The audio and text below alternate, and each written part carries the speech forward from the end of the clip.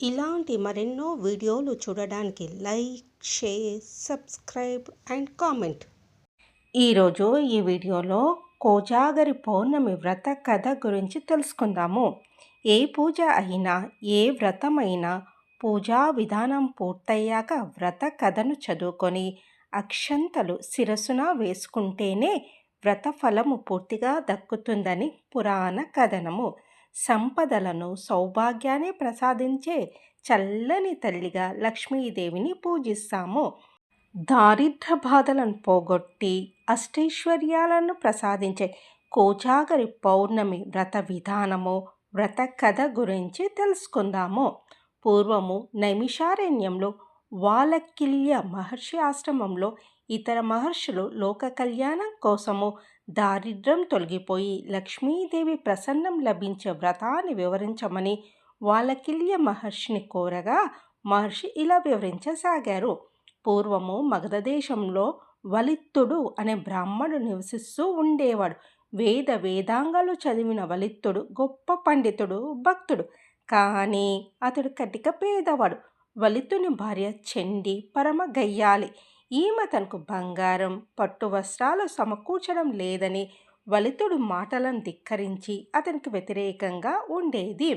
వలితుని స్నేహితుడైన గణేశవర్మ వలితుడు బాధ చూసి ఆలోచించి, నీవు ఏ పని చేయించుకోవాలంటే దానికి వ్యతిరేకమైన పని చెయ్యమని నీ భార్యకు చెప్పు. అప్పుడు ఆమె నీకు అనుకూలమైన విధంగా పని చేస్తుంది కాబట్టి నీ పని జరుగుతుంది అని సలహా ఇచ్చాడు. కొంతకాలానికి వలితుడు తండ్రి ఆప్తికం వచ్చింది.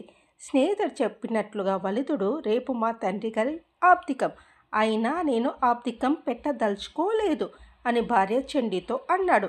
భర్త మాటలు విన్న చండి మామగారి ఆప్తికాన్ని వలితునితో చేయించింది. అన్నీ సవ్యంగా జరుగుతున్నాయన్న సంతోషంతో ఏమరిపాటుతో వలితుడు భార్య చండితో పిండాలను తీసుకువెళ్ళి నదిలో పడేసి రమ్మన్నాడు. వెంటనే చండి పిండాలను ఊరిలోని కాల్వలో పడేసి వచ్చింది. భార్య చండీ చర్యకు వలితుడు మనసు విరిగి విరక్తితో ఇల్లు వదిలి అరణ్యానికి వెళ్ళిపోయాడు.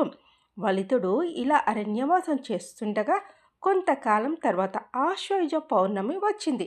సాయంకాలం అయింది. నాగకన్యలు ముగ్గురు వలితుడు ఉన్న ప్రాంతానికి వచ్చి నదిలో స్నానం చేసి లక్ష్మీదేవిని పూజించారు. పాచికలు ఆడడానికి సిద్ధమై 4వ మనిషి లేకపోవడంతో ఎవరైనా ఉన్నారేమోనని చుట్టుపక్కల గాలించారు. వారికి వలితుడు కనిపించారు. వలితుని పాచికలు ఆడడానికి రమ్మని కోరారు. అది జూదం కాబట్టి తాను ఆడనని వలితుడు నిరాకరించాడు. ఈరోజు పాచికలు ఆడడం నియమమని నాగకన్యలు వలితును ఒప్పించి పాచికలు ఆడడానికి ఒప్పించారు. ఆ రోజు ఆశ్వయుజ శుద్ధ పౌర్ణమి కావడం వల్ల లక్ష్మీ సమేతుడైన విష్ణువు భూలోకంలో ఎవరు మేల్కొని ఉన్నారో చూడ్డానికి రాగా వారికి ఈ ముగ్గురు నాగకన్యలు మరి వలితుడు పాచికలాడుతూ కనిపించారు. దీనికి సంతోషించిన లక్ష్మీదేవి వారికి సర్వసంపదలు ప్రసాదించారని వలికిల్య మహర్షి వివరించారు. కాబట్టి ఆశ్వయుజ పౌర్ణమి రోజున లక్ష్మీదేవిని పూజించి ఆ రాత్రి జాగరణ చేస్తూ పాచికలు ఆడేవారికి సర్వసంపదలు చేకూరుతాయని పురాణాలు చెప్తున్నాయి.